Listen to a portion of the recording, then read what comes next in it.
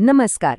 ચાલો આજે ભારતીય બંધારણના એ હિસ્સાને સમજીએ જે સીધો આપણી સાથે એટલે કે દરેક નાગરિક સાથે જોડાયેલો છે અને એ છે આપણા મૂળભૂત અધિકારો. તો આ અધિકારો ખરેખર છે શું અને આપણા માટે કેમ આટલા મહત્વના છે? ચાલો જાણીએ. ચાલો એક સવાલથી શરૂઆત કરીએ. જરા વિચારો તો, જો સરકાર પાસે અમર્યાદિત એટલે કે અનલિમિટેડ પાવર હોત તો રાજ્ય ગમે ત્યારે ગમે તેની સ્વતંત્રતા છીનવી શકે? આવું હોત તો શું થાત? આ વિચાર માત્ર ડરામણો નથી, પણ આ જ વિચાર આપણા મૂળભૂત અધિકારોના મહત્વનો પાયો છે. તો રાજ્યની આવી અમર્યાદિત સત્તા સામે રક્ષણ આપવા માટે આપણા બંધારણે દરેક નાગરિકને એક મજબૂત ઢાલ આપી છે. અને આ ઢાલ બીજું કંઈ નહીં પણ આપણા મૂળભૂત અધિકારો જ છે. બંધારણના ભાગ 3માં અનુચ્છેદ 12થી લઈને 35 સુધી આ અધિકારોનો ઉલ્લેખ છે. અને એટલે જ આ ભાગને ભારતનો મેગ્ના કાર્ટા પણ કહેવામાં આવે છે. પણ હા, આ ઢાલ કંઈ એક જ રાતમાં નથી બની. એની પાછળ તો દુનિયાભરના સંઘર્ષો અને ભારતના પોતાના સ્વાતંત્ર્ય સંગ્રામનો એક લાંબો ઇતિહાસ જોડાયેલો છે. જુઓ, 1215ના મેગ્ના કાર્ટાથી લઈને અમેરિકાના બિલ ઓફ રાઇટ્સ સુધી અને ભારતમાં 1928ના નહેરુ રિપોર્ટથી લઈને 1931ના કરાચી અધિવેશન સુધી આ અધિકારોની માંગ સતત ઉઠતી રહી અને આખરે 1950માં આપણા બંધારણે એને સાકાર કરી. તો ચાલો આ ઢાલના સૌથી પહેલા અને સૌથી અગત્યના પડને સમજીએ: સમાનતાનો અધિકાર. કેમ કે સમાનતા જ એ પાયો છે જેના પર બીજા બધા અધિકારોની ઇમારત ઊભી છે. હવે આ જુઓ, આ બહુ જ રસપ્રદ છે. અનુચ્છેદ 14 જે સમાનતાની વાત કરે છે એના બે મુખ્ય સ્તંભ છે. પહેલો છે કાયદા સમક્ષ સમાનતા. આ વિચાર આપણે બ્રિટન પાસેથી લીધો છે. એનો સીધો મતલબ એ છે કે કાયદાની સામે કોઈ મોટું નથી, કોઈ નાનું નથી, બધા જ સરખા. અને બીજો સ્તંભ છે કાયદાનું સમાન રક્ષણ, જે અમેરિકાનો કોન્સેપ્ટ છે. આ થોડું અલગ છે.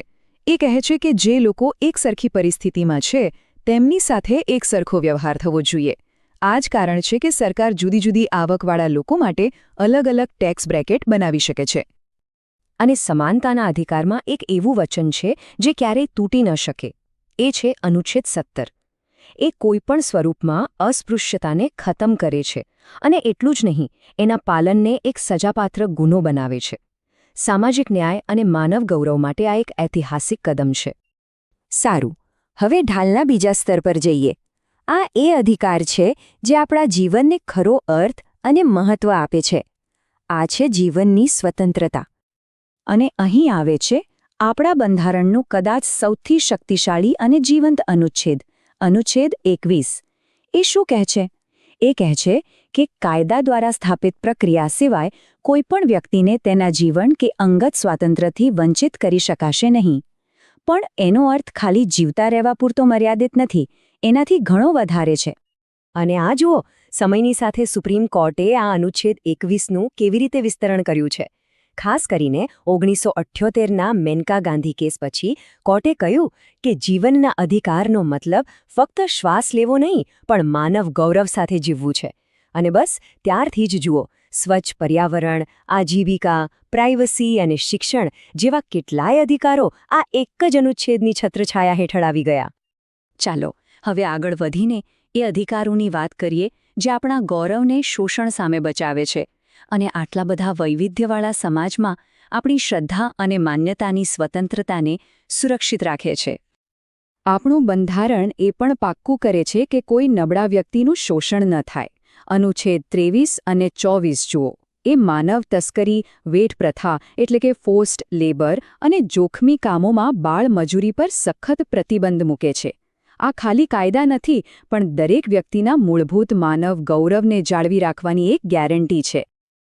આ ઢાલ ભારતના બિનસાંપ્રદાયિક એટલે કે સેક્યુલર માળખાની પણ રક્ષા કરે છે.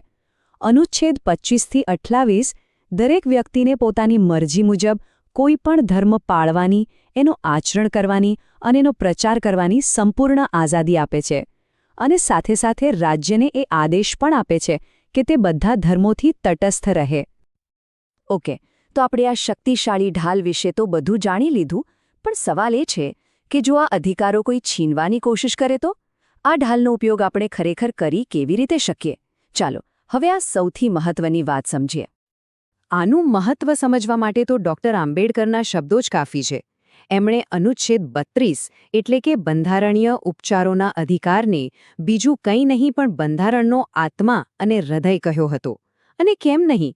કારણ કે આ જ એ અધિકાર છે જે બીજા બધા અધિકારોને જીવંત રાખે છે. તો આ કામ કઈ રીતે કરે છે? અનુચ્છેદ 32 હેઠળ સુપ્રીમ કોર્ટ 5 પ્રકારના ખાસ કાનૂની આદેશો આપી શકે છે, જેને રીટ કહેવાય છે. જેમ કે જો કોઈની ખોટી રીતે ધરપકડ થઈ હોય તો કોર્ટ હેબિયસ કોર્પસ રીટ દ્વારા એમને કોર્ટમાં હાજર કરવાનો આદેશ આપી શકે છે. કે પછી જો કોઈ સરકારી અધિકારી પોતાની ફરજ બરાબર ન બજાવે તો મેન્ડમસ રીટ દ્વારા તેમને ફરજ બજાવવાનો આદેશ આપી શકાય છે. તો આ જે રીટ છે ને, એ ખરેખર આપણા જેવા સામાન્ય નાગરિકોના હાથમાં એક સુપરપાવર જેવું છે. આપણે જોયું કે આ ઢાલ કેટલી પાવરફુલ છે, પણ એ સમજવું પણ એટલું જ જરૂરી છે કે એ અમર્યાદિત નથી. દેશની સુરક્ષા અને જાહેર વ્યવસ્થાને ધ્યાનમાં રાખીને એની પણ કેટલીક મર્યાદાઓ નક્કી કરવામાં આવી છે. જેમ કે જ્યારે દેશમાં રાષ્ટ્રીય કટોકટી લાગે ત્યારે અમુક મૂળભૂત અધિકારો પર રોક લગાવી શકાય છે. પણ અહીં સૌથી મહત્વની વાત એ છે, અને એ યાદ રાખવા જેવી છે, કે અનુચ્છેદ 20 અને 21 એટલે કે જીવન જીવવાનો અધિકાર અને દોષિત ઠેરવવા સામે રક્ષણનો અધિકાર, આ બે અધિકારો ક્યારે કોઈ પણ સંજોગોમાં સ્થગિત નથી કરી શકાતા. તો આ બધી ચર્ચા પછી અંતમાં એક સવાલ મનમાં આવે છે. આજનો યુગ જુઓ, આર્ટિફિશિયલ ઇન્ટેલિજન્સનો છે, ડેટા પ્રાઇવેસીની ચિંતાઓનો છે. આવા બદલાતા ડિજિટલ સમયમાં આપણા મૂળભૂત અધિકારોનું સ્વરૂપ કેવું હશે? એનું ભવિષ્ય શું હશે? આ એક એવો સવાલ છે જેના પર આપણે સૌએ સાથે મળીને વિચારવું રહ્યું.